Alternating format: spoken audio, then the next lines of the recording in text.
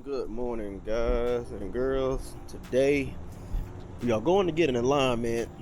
I'm going to try to zero it out or do like -1 all the way around or something like that, so that way I can start prepping the new wheels.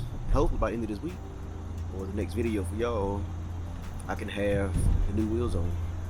So back on the stockies so that he actually can get an alignment, because on the 9.5s they're too wide and will probably rub the rear if it's on like a -1. It was like -4 before, or -4 now rather. So take my son, drop him off at school, and then head over to the alignment shop.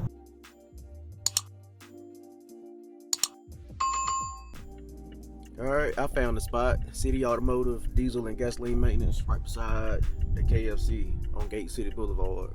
Found this place on Facebook Marketplace. Said he could do low car alignments.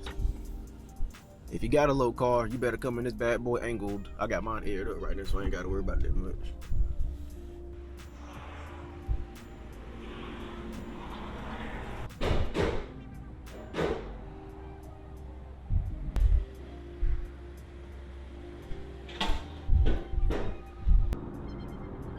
My steering wheel still is not straight. Straighter than what it was, but it's still crooked. All right, so I'm back home. And for reference, this is my alignment rider height that I went in for today. So just barely tucking tire in the front and just barely tucking tire on the rear, because the machine they have, it goes on the lip of the rim instead of the top of the tire. And let's go inside and look at the numbers and see exactly what was done on my alignment. All right, let's look at the numbers here. So my total toe started at -2.28 and adjusted it to plus 0.25, so it got the toe, no problem. The front camber was plus 14 and plus 0.14 and -0.53, and they got it in range to -0.34 and plus 0.01. So they got the front camber, but I mean it has camber bolts in it, so that's not a big deal. Now the rear is where I'm a little upset, because I do have the camber arms adjusted, and when I sent the guy the mess, I told him I had rear camber arms. He said it wouldn't be any problem to adjust them. So the rear camber started off at -3.1 and -2.52, and it goes to -3.4 and -2.40. So he didn't even adjust my rear camber arms at all. Didn't touch them. He claimed that his tech said that he didn't want the bolt to separate, so I guess he didn't want to adjust them out and have the bolt come out the arm. So I basically paid $93.46 to get my front toe adjusted, basically. So, I mean, I could have rode, but I guess around here, there's no shops that really do it.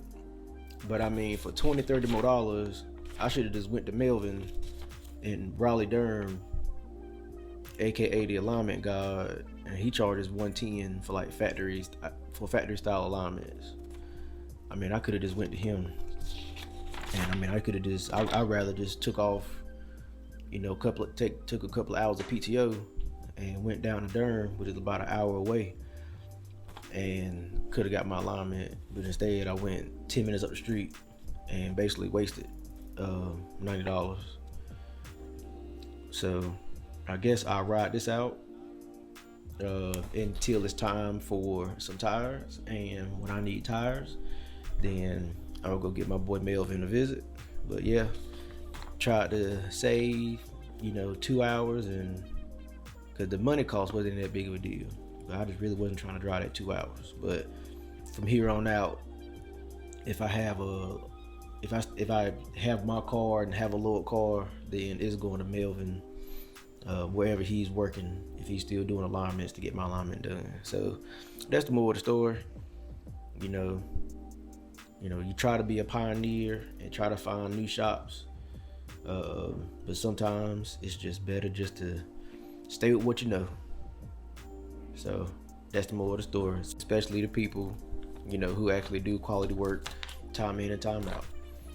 So, if y'all are in the Raleigh-Durham area, hell, Greensboro, Butler, Creekmore, Oxford, Henderson, Fuquay, whatever, the surrounding areas, and y'all need an alignment and you have a low car, or you got big camber and you need that custom alignment, Melvin is the guy to go to. And I'll put his Instagram name up here. The man is the man. So he'll be seeing me when I need some fresh meats. I'll be getting him to get me straight, literally. So this is the video for this week. Go with what you know. Until next time, peace.